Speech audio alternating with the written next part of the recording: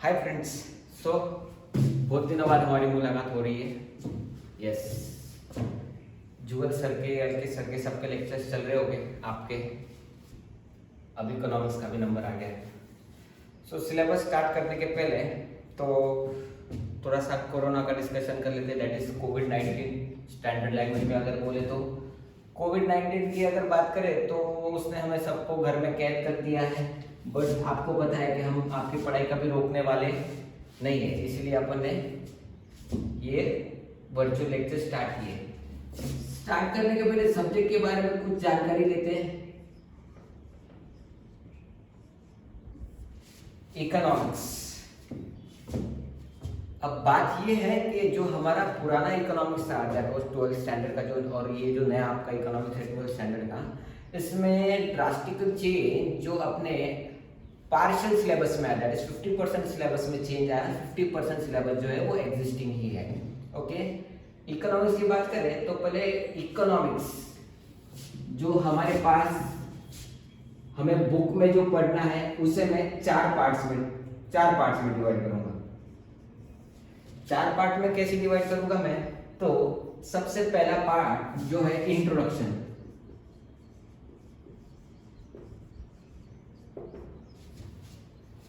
दूसरा पार्ट जो हम कहेंगे उसे हम कहते हैं माइक्रो इकोनॉमिक्स। फोर्थ पार्ट, मैं थर्ड का नाम फिलहाल नहीं लिख रहा हूं, फोर्थ पार्ट जो मैं लिखता हूं उसे हम कहेंगे मैक्रो इकोनॉमिक्स। ये थर्ड पार्ट जो आया है बीच में, that is with reference to your 11th standard economics, जिसको हम बोलते हैं स्टैटिस्टिक्स। याद है क्या हमने किया था पार्टीशन वैल्यू चैप्टर नंबर 3?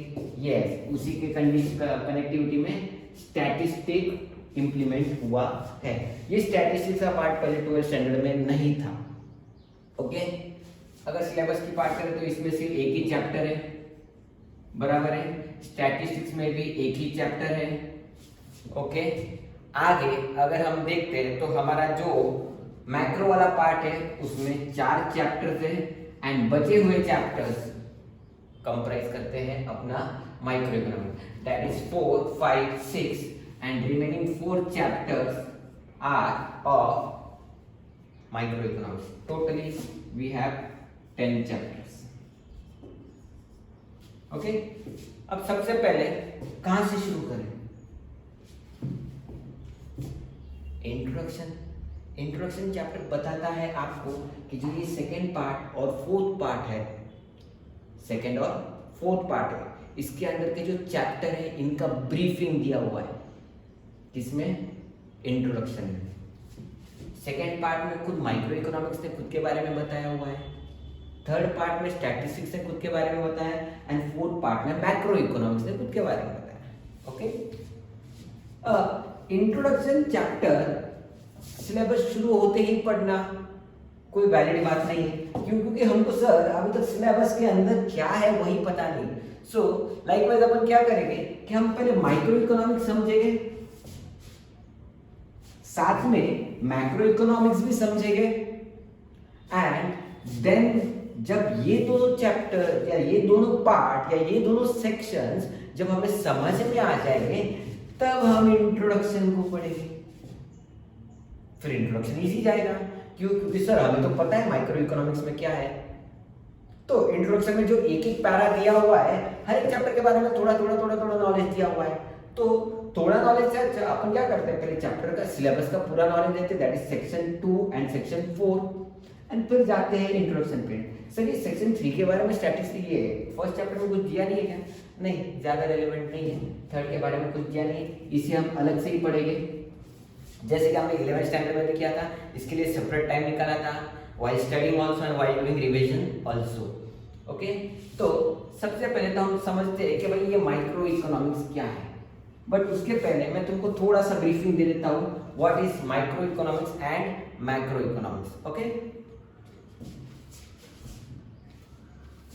ये समझ गया सबको? ओके, दिस कुछ बेसिक व्यू है जो पढ़ाई शुरू करने के पहले हमें पता रहनी चाहिए कि हमारा सिलेबस कैसा है। इकोनॉमिक्स ने हमें बताया है कि आपके पास है माइक्रो इकोनॉमिक कंसेप्ट एंड दूसरी है मैक्रो इकोनॉमिक कंसेप्ट।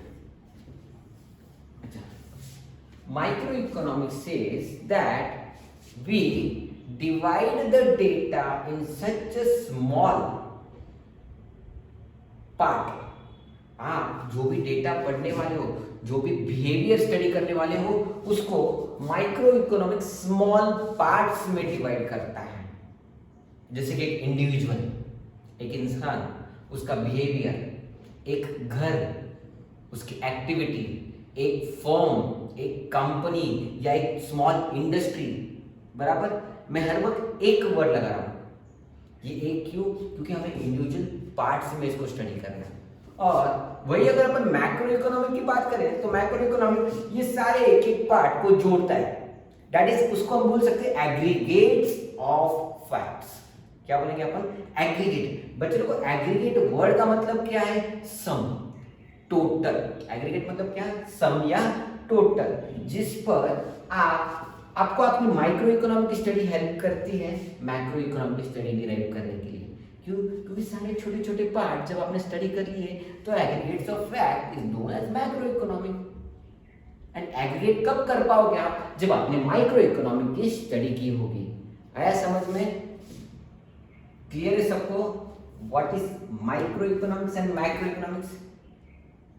इनको हम फर्स्ट चैप्टर में वापस एक बार थ्योरेटिकली पढ़ने वाले हैं। आया समझ में? क्लियर है सबको? बट अभी के लिए मुझे सिर्फ ये दोनों वर्ड्स का मतलब आपको एक्सप्लेन कराना, इसके लिए मैंने बताया। माइक्रो इकोनॉमिक इंडिविजुअल को स्टडी करता है। याद है मैंने एक एक बोला था? एक इंसान, एक इंडिविजुअल, एक घर, एक कंपनी या फर्म या एक इंडस्ट्री। बराबर, इंडस्ट्री मतलब क्या? Group of firms and industry. तो उसके लिए आप कौन सी स्टडी यूज करते हो? Micro economic. माइक्रो इकोनॉमिक में आप उसका बिहेवियर स्टडी करते हो कि वो कैसे बिहेव करती है।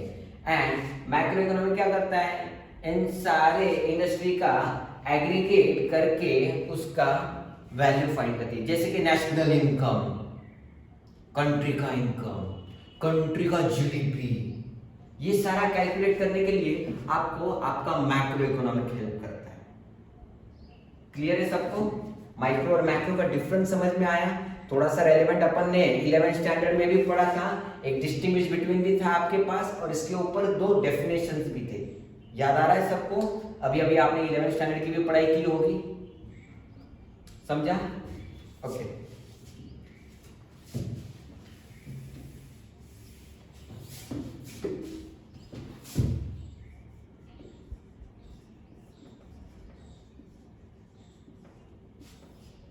अब बच्चों माइक्रो इकोनॉमिक का अगर डिस्कशन स्टार्ट करते हैं तो माइक्रो इकोनॉमिक में सबसे पहला और अपना एक चैप्टर अपने को दिया हुआ है, that is chapter number 2 in your book, that is utility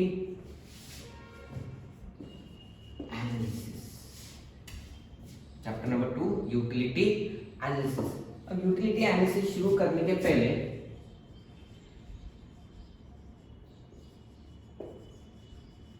customer. अब दो बातें हैं सर, ये आपने पहले भी सिखाया हुआ था।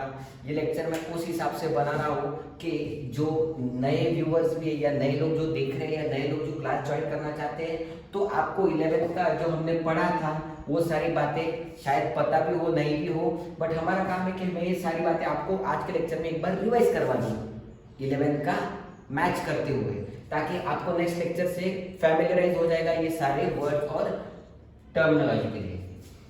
तो भैया कंज्यूमर और कस्टमर का डिफरेंस क्या है बताओ जल्दी। पता है सबको? वापस मुझे बताने की जरूरत नहीं है, बोलोगे? यस। कंज्यूमर एंड कस्टमर ये दोनों इंसान है who purchase the goods, may be or may not. Okay. And customer तब रहेगा जब ये गुड्स ये इंसान खुद ना यूज करते हुए आगे इसको ट्रांसफर करेगा। कौन?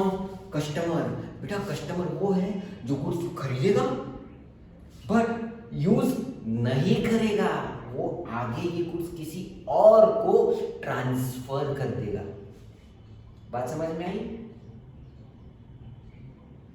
एंड कंज्यूमर की बात करूं तो गुड्स खरीदेगा बट ये गुड्स आगे जाने वाले नहीं है, ये उन गुड्स को क्या कर लेगा? बोला बच्चों, उन गुड्स को ये खुद ही कंज्यूम कर लेगा। आया समझ में? अब कंज्यूमर और कस्टमर का एक एग्जांपल लेते हुए हम देखते हैं कि भाई चलो अपन गए एक शॉप में, हम शॉप में गए शॉपिंग करने के लिए गए मस्त मार्केट में, घर वालों को बोला चलो घर के लिए नया टीवी लेते हैं। अब घर के लिए नया टीवी लिया, हम गए मस्त मॉल में, एक रिलायंस ट्रेंड्स में वगैरह शॉपिंग करने, जो तुमको शॉप पसंद है ऑनलाइन भी करते हो वो भी चलेगा, कोई प्रॉब्लम नहीं है। अपन ने टीवी खरीदा, शॉप में टीवी खरीदा तो नासिक सिटी में टीवी खरीद के आया हूँ। सिटी से घर पे आ रहे थे, अपना घर भी दर 100 आगे ना घर पे है ना, क्या ना मेरे दोस्त अनमोल, घर किधर अपना 100 आगे ना घर पे, तो ठीक है भाई। अनमोल भाई अपना टीवी लेकर निकला, शॉप से निकला, गाड़ी में टीवी भी लोड किया। तो उस वक्त पे जब अनमोल ने टीवी खरीदा, अनमोल कौन है? इज ही अ कंज्यूमर और अ कस्टमर? डायरेक्ट आंसर नहीं देना है। आया समझ में? कंज्यूमर है कस्टमर है बोलना नहीं है sir. Depending upon the use of that commodity हम अनमोल को डिक्लेयर करेंगे weather he is a consumer और अ कस्टमर। आया समझ में? तो अनमोल वो टेलीविजन सेट लेकर घर पे आया। जब घर पे अपने बिल्डिंग में चल रहा था तब ग्राउंड फ्लोर पे अनमोल के एक रिलेटिव रहते हैं, एजेड है, सीनियर सिटीजन। तो अंकल ने बोला अनमोल बेटा क्या लेकर आए हो? तो बोला सर अंकल टीवी लेकर आया हूँ। अब अंकल ने अनमोल को बोला, रिक्वेस्ट किया कि अनमोल ये टीवी मुझे दे दे, मैं तेरे को पैसे दे देता हूँ, तू नया लेकर आ। भाई मेरी एज हो गई और मैं अभी चल नहीं सकता हूँ, ज़्यादा दूर जा नहीं सकता हूँ और मुझे इस चीज़ों के बारे में ज़्यादा नॉलेज नहीं है, तो प्लीज़ क्या तू ये टीवी मुझे दे देगा? अनमोल सोच में पड़ गया, यार बात तो ठीक है, पैसों की बात छोड़ दो, प्रॉफिट वगैरह कमाने का नहीं है, अनमोल गुड फेथ में अपने अंकल के लिए काम कर रहा है। तो अनमोल ने बोला कि ठीक है अंकल रख लो। अब जब अनमोल ये टीवी अंकल को दे रहा है, ये क्या हुआ है बेटा? ट्रांसफर हुआ है। क्या हुआ है? ट्रांसफर हुआ है। So when the goods are transfer he becomes a customer. कौन बनता है वो? कस्टमर। आया समझ में? एंड जब ये गुड्स अगर अनमोल अंकल को रिजेक्ट कर देता है, बात समझो रे, क्या करता है?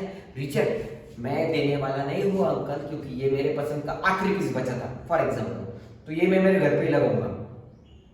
तो अनमोल ने वो टीवी लिया एंड अनमोल ने वो गुड्स या वो टीवी खुद ही देखा, यानी कि घर पे आके फिट कर लिया।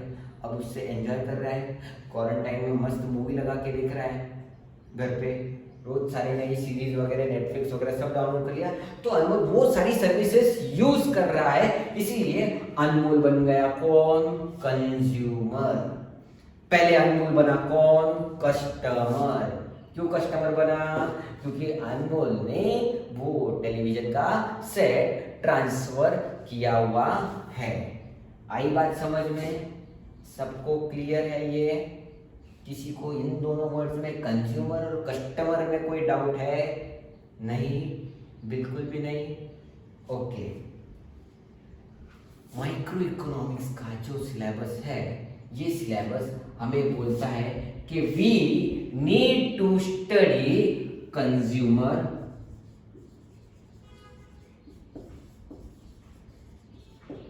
Behaviour. We need to study consumer behavior from different point of view. Okay? अलग अलग तरीके से हम इस माइक्रो इकोनॉमिक स्टडी में इस कंज्यूमर का बिहेवियर चेक करने वाले हैं। क्लियर है सबको? किसी को कोई डाउट है क्या इसमें? चैप्टर का नाम यूटिलिटी एनालिसिस। कौन है? Consumer and customer. कस्टमर कौन? जो गुड्स खरीदता है बट यूज करता नहीं है। मे और मे नॉट। मे हो गया तो ये ऊपर चल गया, मे नॉट हो गया मतलब यूज नहीं करेगा तो ये गुड्स आगे चले गए, किसी और को दे दिए, तो हम बन गए कौन? कस्टमर। एंड कंज्यूमर की अगर बात करें तो कंज्यूमर क्या है? खुद ही गुड्स खरीदेगा, अनमोल ने टेलीविजन सेट खरीदा एंड यूज भी किया, तो वो कौन बन गया? कंज्यूमर। आई बात समझ में? क्लियर है? आगे जो चैप्टर है वो पूरा या पूरी आगे के 2-3 चैप्टर जो है माइक्रो इकोनॉमिक्स के, वो पूरे के पूरे कंज्यूमर के बिहेवियर को एनालिसिस करने वाले हैं। तो थोड़ा सा डिटेल में जाता हूं। Consumer behaviour, micro economic. याद है मैंने बोला था एक इंडिविजुअल, एक इंडस्ट्री, एक कंपनी, एक घर, ये एक आया ना, ये कंज्यूमर, इसका behaviour included in your micro economics. समझ में आएगी आपको ये बात? क्लियर है सबको?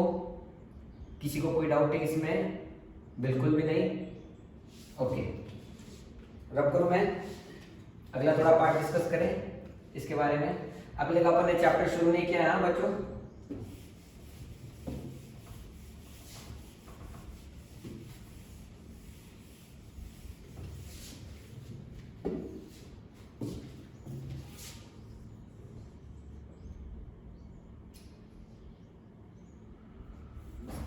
पहले अपन वांट शिफ्ट करते हैं, टेक्निक के हिसाब से जाएंगे तो want. What do you mean by want? Want का मतलब क्या है?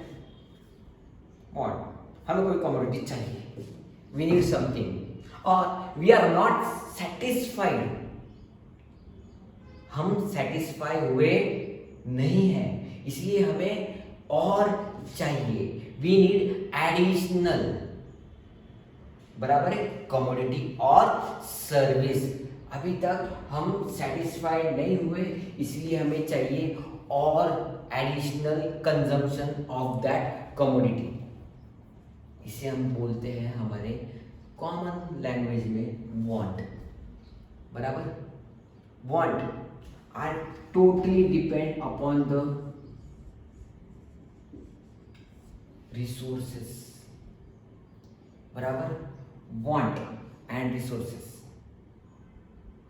बराबर। आपके वांट तभी सेटिस्फाई होंगे जब आपके पास अबंडेंट रिसोर्सेज है।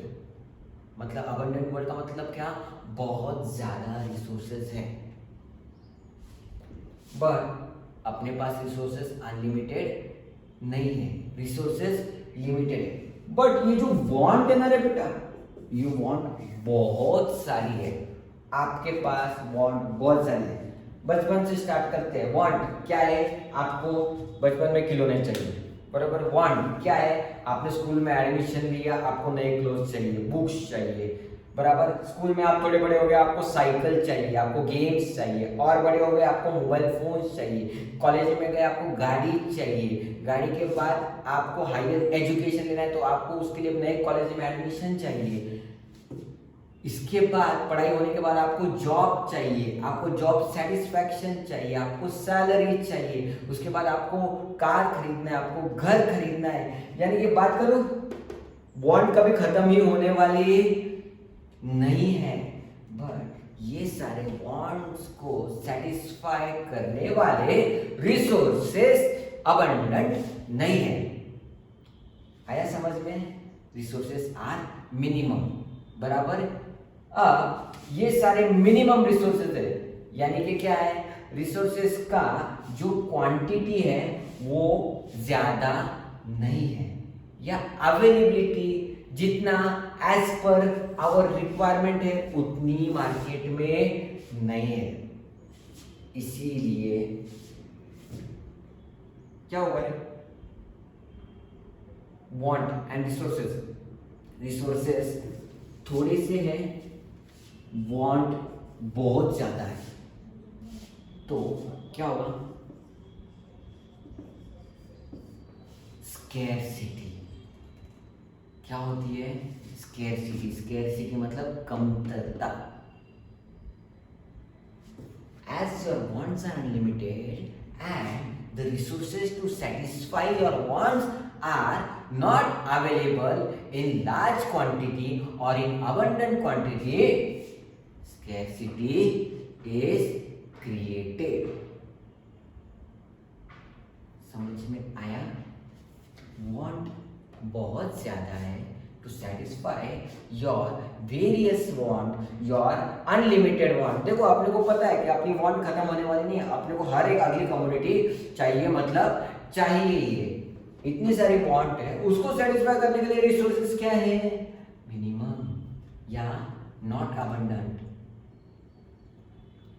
ऐसा अगर सिचुएशन क्रिएट होता है तो इकोनॉमी में क्या होता है? स्केर्सिटी। ओके, ये जो स्केर्सिटी का जो एनालिसिस है, ये जो स्केर्सिटी का या ये जो वांट का, ये जो रिसोर्सेज का और ये जो स्केर्सिटी का जो एनालिसिस हमें करना है, वो हम करने वाले हैं हमारे चैप्टर में, दैट इज यूटिलिटी एनालिसिस। किसमें करने वाले अपन? Utility analysis. Utility analysis chapter deal करता है कि human behaviour after consumption of a commodity. Human का behaviour after consumption of a commodity. किसका बिहेवियर? ह्यूमन का behaviour after consumption of a certain commodity. Star mark लगाता हूं मैं ऊपर। क्या लगाता हूं मैं? Star mark. क्यों? आगे देखते, तब का तब देखेंगे, बट स्टेटमेंट इनकम्प्लीट है इसलिए मैंने उसको स्टार मार्क लगा के रखा है। क्यों इनकम्प्लीट है ये अपन अगले लेक्चर में जब आगे आगे चलते जाएंगे तब हम उसे कंसीडर करेंगे। What do you mean by utility? Utility का मतलब क्या है? आगे तुम्हारे को बोला है answer, what satisfied power of a commodity. इतना सा नहीं चाहिए मेरे को। यूटिलिटी मतलब क्या है? आपको कोई कमोडिटी जिसकी जरूरत है उसको आप बोलते हो आई हैव यूटिलिटी। बरोबर है? Utility is pre consumption. बेटा कंज्यूम करने के पहले आपको कमोडिटी की यूटिलिटी होती है। जैसे कि आज आपको वर्चुअल लेक्चर्स की यूटिलिटी है, बराबर है? आपको लेक्चर्स देखने हैं, आपको बाहर घर से निकलना है, आपको रास्ते पे घूमना है, जो आगे होगा। बात समझ में आ रही है? बट आज आपको यूटिलिटी है। ओके, मोदी जी ने जब कहा हमें कि 14 अप्रैल को लॉकडाउन खुलने वाला है, तो 1 अप्रैल को हालत कैसा था? हाँ ठीक है, 14 अप्रैल को लॉकडाउन खुलेगा, okay, you were fine at that time. 5 अप्रैल को आपका बिहेवियर कैसा था? अरे 9 ही दिन बचे, थोड़े से जल्दी से फिर अपन बाहर निकल सकते हैं। 10 अप्रैल को आपका बिहेवियर कैसा हुआ बच्चों? थोड़ा ही दिन है, थोड़े ही दिन है, तुरंत अपन बाहर जाएंगे। एंड जैसे ही 13 अप्रैल आया या 12 अप्रैल की रात, 2 दिन बाद अपन जाएंगे, इधर उधर जाएंगे, ये करेंगे, वो करेंगे, एक्स एंड आए अपने मोदी जी। उन्होंने बोला कि भाई क्या दिया था क्रेडिट? क्या दिया?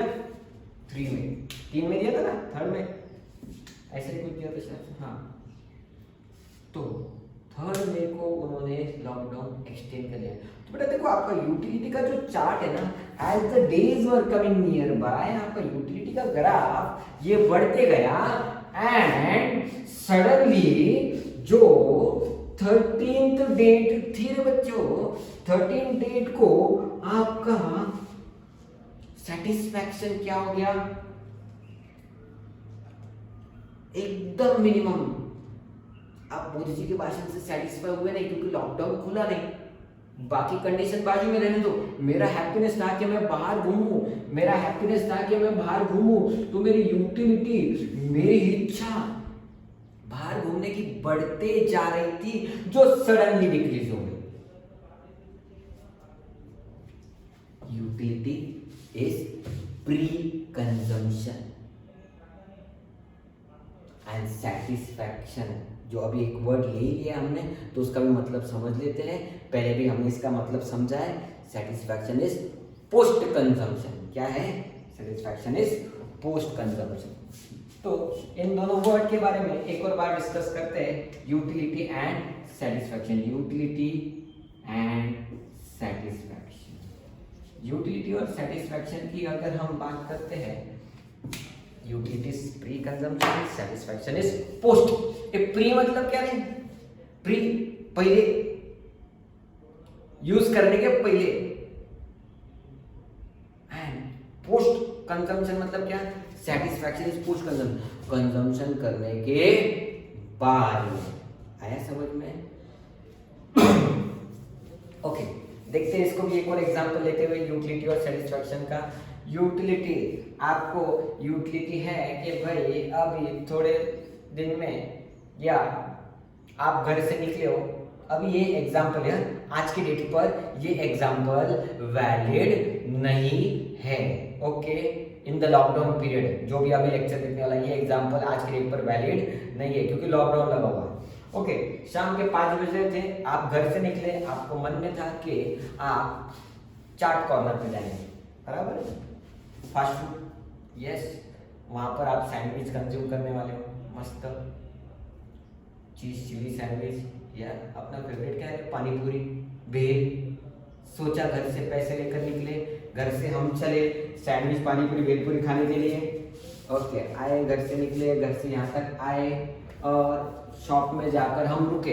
तो शॉप में जाकर अपने आगे एक तो नंबर लगे हुए, तो अपन सोचते हैं इनका नंबर जल्दी हो जाए तो मेरा सैंडविच आएगा, मेरी पानी पूरी आएगी, इसके लिए मैं रुका हूँ, I am waiting for that. और जैसे ही मेरा नंबर लगता है, भैया ने कटोरी हाथ में दिया और बोला ये लो, कांदा लो, सेव लो। अरे वाह, आई नो मैं गलत काम करता हूँ, बट क्या करें, आप मिले नहीं हो इतने दिन से, तो परेशान करने में जो मजा आ रहा है। ओके, तो जैसे आपका नंबर लगा तो आपने कमोडिटी कंज्यूम करने के लिए बाउल लिया, उसमें सेव कांदा है और पहला पीस ऑफ पानी पूरी आया। इमेजिन करो बर्फ जैसा ठंडा पानी है, अरे वाह, और तीखा पानी ना लो या ज्यादा, और आपने वो कंज्यूम किया।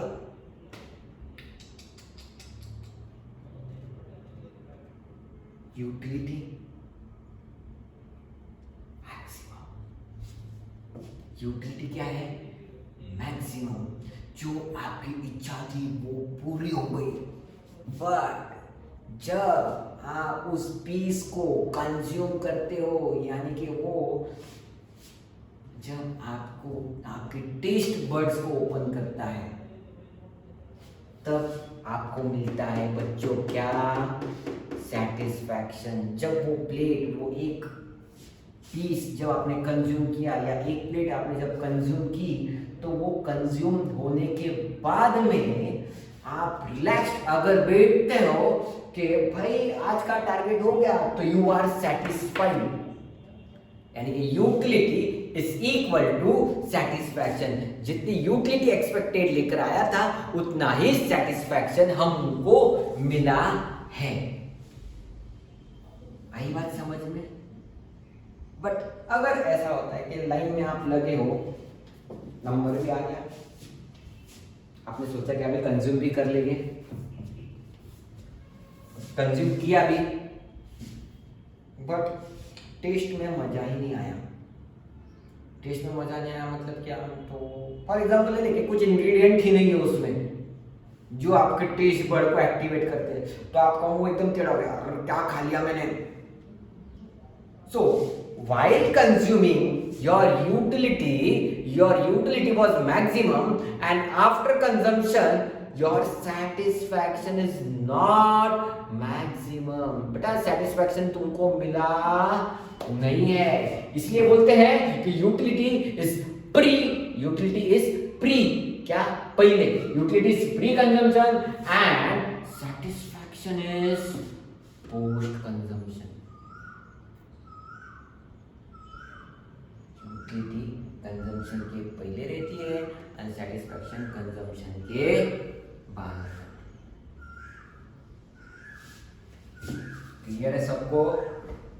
ओके, मैं इसको रब कर लूं।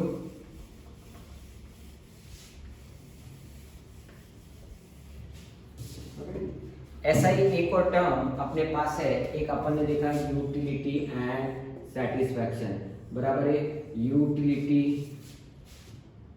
एंड क्या देखते थे अपन ने सेकंड वाले, क्या थे? प्लेजर। प्लेजर गाड़ी नहीं, गाड़ी नहीं, समझो प्लेजर यहाँ पर कौन सा है अपना इंग्लिश फीलिंग्स वाला प्लेजर, फीलिंग्स वाला प्लेजर, गाड़ी वाला हीरो होंडा नहीं, why should boys have all the funs वाला नहीं। ओके, तो यूटिलिटी एंड प्लेजर की अगर अपन यहाँ पर बात करते हैं तो what do you mean by utility? ये तो पता है तुमको। प्लेजर मतलब क्या? एक्टिविटी परफॉर्म करने के बाद आपको मिला हैप्पीनेस, एक्टिविटी परफॉर्म हुई देन आपको मिला हैप्पीनेस, मस्त एकदम relaxed. So utility and pleasure compare करते देखते हैं। पहले एग्जांपल वापस लो। यस, परेशान करने के लिए वही एग्जांपल अच्छा है। यूटिलिटी, मुझे कंज्यूम करना है, मैंने कंज्यूम किया, आई फेल्ट ब्लेस्ड, टेस्ट एकदम मस्त थी, अपना काम हो गया। Utility and pleasure are maximum, utility and pleasure are maximum. आपको यूटिलिटी भी मिली है, साथ में ही आपको प्लेजर भी मिला है, बिकॉज जो आपने सोचा वो आपके साथ हुआ है, जो आपने सोचा वो आपके साथ हुआ है। सो यू आर मस्त सेटिस्फाइड एंड प्लेजर। थोड़ा सा एग्जांपल में चेंज करें। ओके, दूसरी बात लेते हैं यूटिलिटी एंड प्लेजर के लिए। अगर अपन सेकंड पार्ट देखते हैं तो बेटा हुए हो आप बीमार, वो कंजम्पशन करने के बाद अगले दिन XYZ जो भी बीमारी हुई, वो अपने कोई डॉक्टर के पास गए, डॉक्टर ने बोला भाई लगाना पड़ेगा एक इंजेक्शन। अब मुझे बताओ, क्या उस वक्त हॉस्पिटल में आपको इंजेक्शन की यूटिलिटी है? मेंटली आपको नहीं है, बट फिजिकली बॉडी को उस इंसुलिन की जरूरत है, उस मेडिकल ट्रीटमेंट की जरूरत है, उसकी यूटिलिटी आपके बॉडी को है। बट बेटा मुझे इंजेक्शन से डर लगता है, so will you get pleasure जब डॉक्टर का काम पूरा हो जाएगा? प्लेजर मिलेगा क्या? नहीं। So always utility and pleasure are not the same. आया समझ में सबको? Utility and pleasure are not the same. Clear है क्या? इधर तक किसी को कोई डाउट है क्या? स्टार्टिंग से अभी तक कोई भी डाउट है ना? थोड़ा सा लिख कर रख लो साइड में, मुझे पर्सनल में टेक्स्ट कर देना। मैं कोशिश करूंगा कि सेकेंड लेक्चर में तो नहीं हो पाएगा, बट फोर्थ फिफ्थ लेक्चर में जैसे ही आपके पास लेक्चर आ जाए या एंड में या आपको ऑनलाइन रियल टाइम पर ही मैं आपको आपके डाउट्स एंटरटेन कर दूं। आप मुझे टेलीग्राम पर भी मैसेज कर सकते हो कि सर इधर ये कंसेप्ट में ऐसा थोड़ा सा समझ में नहीं आया, या ये कोई भी बात है आपको छोटी से छोटी। न्यू स्टूडेंट को मैं जनरली ज़्यादा बोलूँगा कि आप मुझे ज़्यादा से ज़्यादा डाउट पूछो, ताकि आपका ये बेसिक जो 11 का पार्ट था वो आपका क्लियर हो जाए। ओके, यूटिलिटी एंड सेटिस्फैक्शन हो गया, यूटिलिटी एंड प्लेजर हो गया। अब हम देखेंगे अगला जो अपने पास है, that will be utility and usefulness. जिस कमोडिटी की आपको यूटिलिटी है, क्या वो आपके लिए यूजफुल है या नहीं?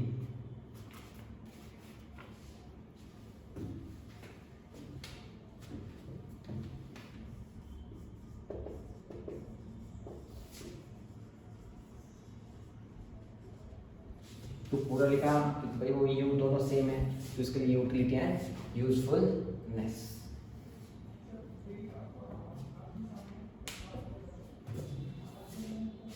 अभी यूटिलिटी एंड यूजफुलनेस का अगर अपन डिस्कशन करने जाते हैं तो यहाँ पर देखते हैं कि यूटिलिटी का मतलब तो आपको पता है कि भाई मुझे कमोडिटी चाहिए, बट क्या वो आपके लिए यूजफुल है? तो एक आईटी इंजीनियर के लिए, कंप्यूटर्स आईटी इंजीनियर के लिए लैपटॉप की यूटिलिटी है क्या? हाँ है। एंड क्या वो उसके लिए यूजफुल है क्या? यस, वो उसके लिए यूजफुल भी है। बट सेम पॉइंट अगर हम लेते हैं कि यही लैपटॉप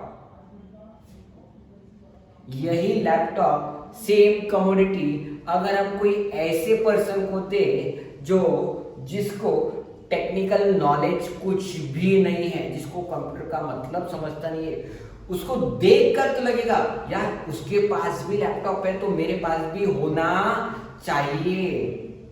वांट आ रही है बच्चों, क्या आ रही है? वांट आ रही है। बट अगर मैं डे टू डे एक्टिविटी में उस लैपटॉप का कुछ यूज कर सकता हूं क्या? नहीं, मैं क्या करूंगा भाई, ज्यादा से ज्यादा गाने सुनूंगा। बट प्रोडक्टिव एक्टिविटी ऐसी कुछ होने वाली नहीं, क्योंकि मैं उस फील्ड का ही पर्सन नहीं हूं, तो मुझे वो कमोडिटी यूजफुल नहीं है as compare to the IT technician. जो आईटी वाले को उस कंप्यूटर लैपटॉप या जो लैपटॉप दिया है उसने, उसका जो इंपॉर्टेंस है उसके लाइफ में, वो एक रेगुलर कॉमन ह्यूमन बीइंग जो नॉन कंप्यूटर बैकग्राउंड से है उसको उतना ज्यादा बेनिफिट करने वाला नहीं है। आई बात समझ में? So there is a difference between utility and usefulness. ये पहला कौन था? Utility and satisfaction. प्री यानी पोस्ट, पहले और बाद में। कंज्यूम किया, खुश हो गया, यूटिलिटी सेटिस्फैक्शन दोनों सेम। फिर यूटिलिटी एंड प्लेजर, दूसरा यूटिलिटी है, कंज्यूम किया, वही पहला एग्जांपल रिपीट किया था इसमें, यानी पूरी कंज्यूम किया और प्लेजर मिला, दिल खुश हो गया, टेस्ट भी अच्छी थी।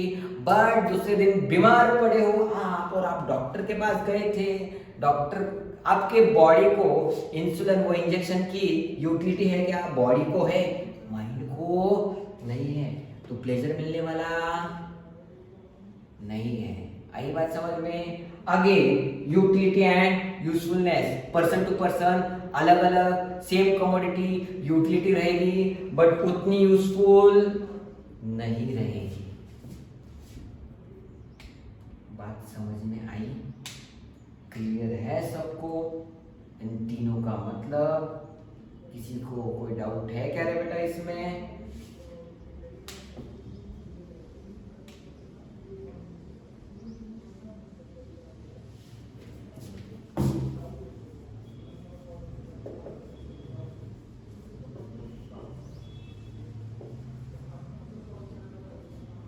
Ethically neutral. एथिकली न्यूट्रल की अगर अपन बात देखते हैं तो आपने बुक में एग्जांपल था बच्चों,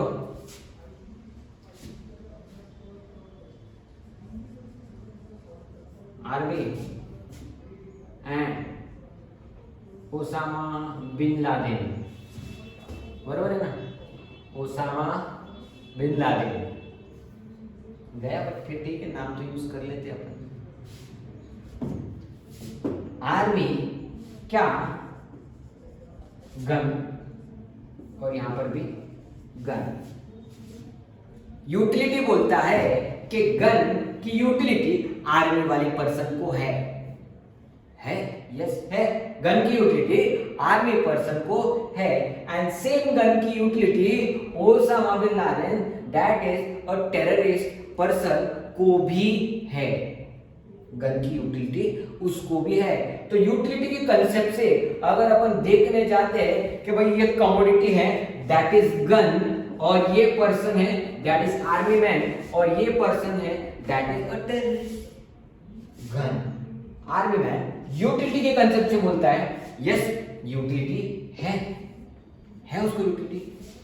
गन टेररिस्ट यूटिलिटी की कंसेप्ट बोलती है कि इसको भी उस कम्युनिटी की यूटिलिटी है।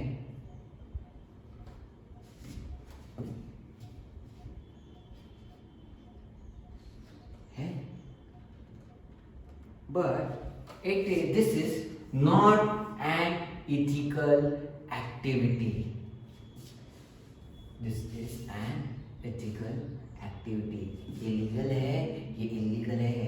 यूटिलिटी को इसका फर्क समझता नहीं है, इसीलिए utility is ethically neutral. Utility कैसा है? एथिकली न्यूट्रल है। बात समझ में आई? एक बार शांति से सारे पॉइंट देख लो। कहाँ से शुरुआत किया था हमने शुरुआत किया था तो चैप्टर के नाम से नहीं, उसके पहले सिलेबस से हमने शुरुआत की थी। तो सिलेबस में हमने देखा था कि कितने चैप्टर थे बेटा, 10 का काउंट लिया था, 4 पार्ट में डिवाइड किया था। कितने? 4 पार्ट में। अच्छा, इसके लिए मैं एक काम करता हूँ कि टेलीग्राम चैनल पे अपना PDF टेक्स्ट बुक का अपलोड कर देता हूँ। चैप्टर लेक्चर शुरू होने के पहले अगर या लेक्चर खत्म होने के बाद आप एक बार टेक्स्ट बुक रेफर कर लेना।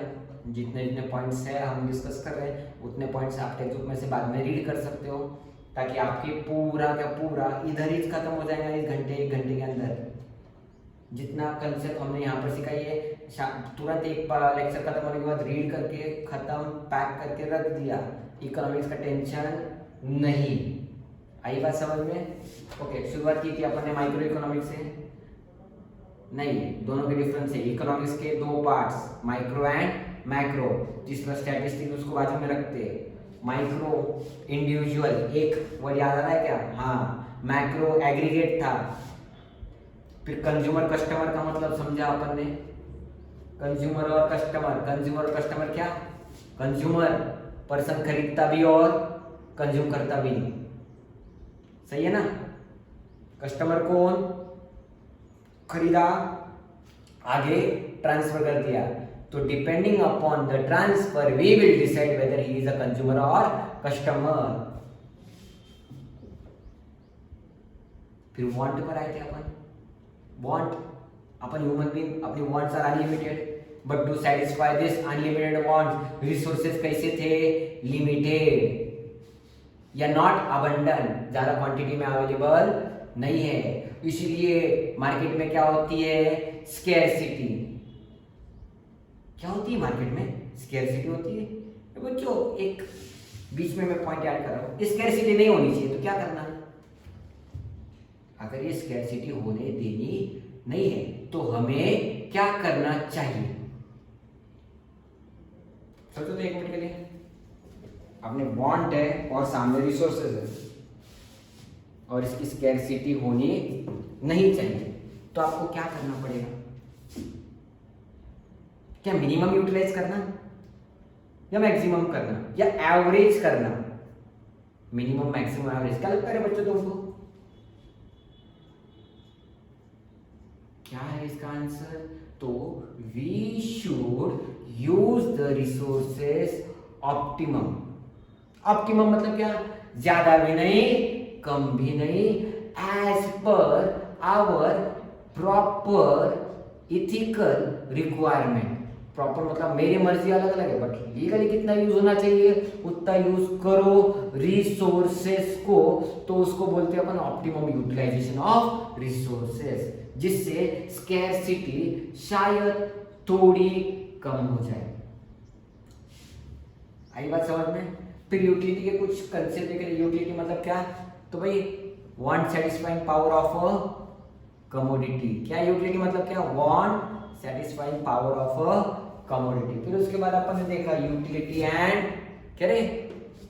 यूटिलिटी एंड क्या देखा? पहला satisfaction, number 1 utility and satisfaction, number 2 utility and pleasure, number 3 utility and usefulness, and number 4 utility is ethically neutral. ये न्यूट्रल का एग्जांपल अभी भी बोर्ड पर ही है आपके सामने।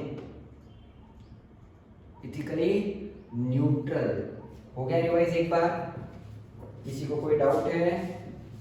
नहीं?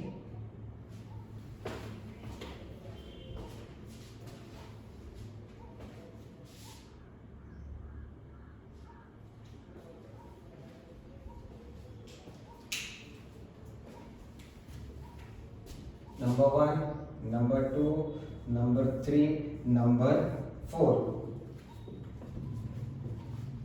ये हम हमारे फॉर्मेट के हिसाब से इस चैप्टर को स्टडी कर रहे हैं। आई बात समझ में? बीच में एक आधी और कंसेप्ट भी आ सकती है अगर आप टेक्स्ट बुक रेफर करोगे, but while referring the text book आपको सिर्फ ध्यान रखना है कि सर ने ये पढ़ाया हुआ है तो ये कवर हो जाएगा। डाउन द लाइन एज अपना चैप्टर पूरा खत्म हो जाता है, आपका पूरा कंसेप्चुअल क्लियरिटी हो जाती है। आया समझ में? याद है आपको 11th स्टैंडर्ड में भी अपन अपने फॉर्मेट से पढ़ाई करते हैं, है ना? एंड तक तो अपना पूरा प्रॉपरली, जब चैप्टर का लास्ट वर्ड में बताऊंगा तब आपका पूरा चैप्टर प्रॉपरली क्लियर रहेगा। ओके सबको? ओके आज के लिए इतना ही। Thank you. एंड वही बोलता हूँ मैं, एक लॉकडाउन का पीरियड है, घर पे रहो, सोशल डिस्टेंसिंग रखो, एंड जो भी एक्सेसरीज या जो भी कमोडिटी आप यूज कर रहे हो, make it sure that it is clean. Clean मतलब सिर्फ साफ सुथरा दिखना ही नहीं, जर्म्स केमिकल्स में ये होते हैं वहाँ पर। आया समझ में? Thank you. नेक्स्ट लेक्चर में हम इसके आगे का पार्ट कंटिन्यू करेंगे। ओके।